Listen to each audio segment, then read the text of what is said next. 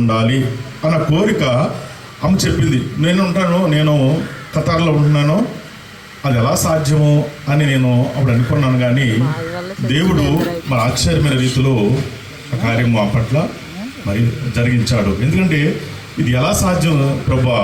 ఆ సమయంలో ఆమె చివరి కోరిక అంటే నా మేనళ్ళు ముగ్గురు నా దగ్గరే ఉండాలి అని కోరుకుంది. ఎలా కోరుకున్నది ఏంటి అసలు?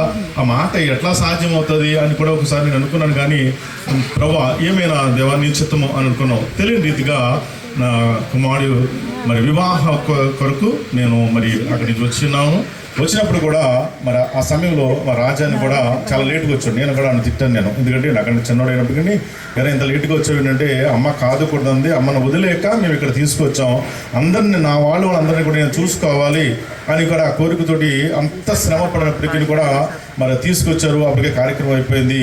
మరి నేను వెళ్ళిన తర్వాత మరి కారు నుంచి వేరే విడిది గదులు ఉంటే వెళ్తే నేను ముద్దు పెట్టుకున్నాను. ముద్దు పెట్టుకున్న తర్వాత నువ్వు ఇక్కడే ఉన్నావా, నువ్వు ఎప్పుడు వచ్చావు, మరలా నువ్వు ఇప్పుడప్పుడే నువ్వు వెళ్ళకు. ఆ మాటలు నాకు అర్థం కాలేదు అసలు. ఏంటి ఇలాగ అంటున్నారు ఏంటంటే నాకు అర్థం కాలేదు. అయితే నువ్వు అప్పుడే వెళ్ళకు, అదే మా మామగారు చెప్పారు కదా, నువ్వు కార్యక్రమం అయిపోయే వరకు వెళ్ళొద్దని చెప్పింది. నాతోటేమో నువ్వు అప్పుడే వెళ్ళకు అని చెప్తూ నాకు అర్థం కాలేదు. మరి తెలియని రీతిగా మరి 2 రోజుల తర్వాత మ్యారేజ్ అయిన తర్వాత వెళ్ళిన తర్వాత 3 డేస్కి మళ్ళీ బలహీనత ఉందని మరి రాజా చెప్పాడు. ఆ చెప్పిన సమయంలో కూడా మేము ఎంతో కలవరపడాం. ఎందుకంటే మరి చనిపోయే ముందు ఆ సూచనలు మరి వాళ్ళకి తెలుస్తాయని మా నాన్నగారు కూడా అలాగే మాట్లాడేవారు. ఏది ఏమైనా నేను నా భార్య కూడా హాస్పిటల్లో ఉన్నప్పుడు మా ఇద్దరు చేతులు పట్టుకుని ఎక్కడికి కదలద్దు అన్నాడు. అదే రాత్రి దేవుని పిలుపు నాన్నగారు కూడా అందుకున్నారు. మరి వదిన ఉన్నారు, అన్నీ ఉన్నారు, అందరూ ఉన్నప్పుడు కూడా మరి మా నాన్నగారు నా మా భార్య చేయి పట్టుకుని కనీసం బాత్రూమ్కి వెళ్తున్నప్పుడు కూడా నువ్వు ఎక్కడ కదలొద్దు, ఇక్కడే ఉండనేసి చేయి పట్టుకుని. అలాగే అత్తమ్మ కూడా అదే కోరుకున్నప్పుడు మేము చిన్నాన్నగారు మేము కూడా కుటుంబ ప్రార్థన చేసుకున్నాం. ఆ సమయంలో వచ్చింది. అయితే ఆ సమయంలో చిన్నాన్నగారు చెప్పినంటే 90వ కీర్తన చదివి దాన్ని చెప్తున్నప్పుడు అందులో కూడా ఉంటాడు కదా, మోషే గారు చెప్పిన మాటలు మేము చెప్పుకుంటూ ఉన్నప్పుడు ఆయన కంగారు పడతారు.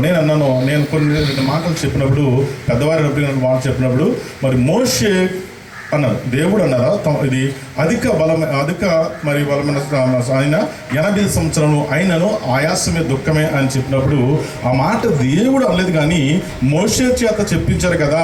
మరి మోషే బతికినది 120 సంవత్సరాలు అంటే అతను చెప్పిన దానికైనా ఆయన బతికాడు. అలాగే ఈరోజు కూడా మరి చిన్న ఏం బాధపడద్దు, మరి అత్తమ్మకి మరి దేవుని వాక్య ప్రకారంగా మోషే గారు చెప్పిన ఆయుష్ దేవుడు ఇచ్చారు 88 సంవత్సరాలు. అంటే this is not a joke, ఇది గాడ్ గ్రేస్. ఇది అయినప్పటికీ చాలా అధైర్యపడుతున్నారు మా మేనత్త మరి దీవెనత్తమ్మను మా చిన్నాన్నగారును. అయితే వారిని నేను ధైర్యపరిచాను. ఎందుకంటే ఆల్రెడీ రాజా నాతో చెప్పాడు, కొన్ని విషయాలు చెప్పాడు, బావా ఇది చివరి స్టేజ్లో ఉందంటే వారు భయపడతారు కదా, నేను వారు చెప్పిన కానీ రేపు నేను తీసుకొస్తానని కూడా ప్రామిస్ చేశారు. అయితే మా చిన్నాన్నగారు తెల్లారి మరి నేను రానంటున్నారు. నేను రానని చెప్తుంటే మరి నాన్నగారు చనిపోయినప్పుడు కూడా వీళ్ళిద్దరు రాలేదు, నాన్నగారు మిమ్మల్ని అడిగారు అనేసారంటే బాగానే ఉంది. అయినప్పటికీ ఏది ఏమైనా దేవుని చిత్తమో 88 సంవత్సరాలు అంటే ఇది మరలా ఆయన శ్రమలు పడవలసి వస్తున్నా అయినప్పటికీ పర్వాలేదు, మీరు బయలుదేరంటే మరి వర్షాన్ని మేమందరం వచ్చాము.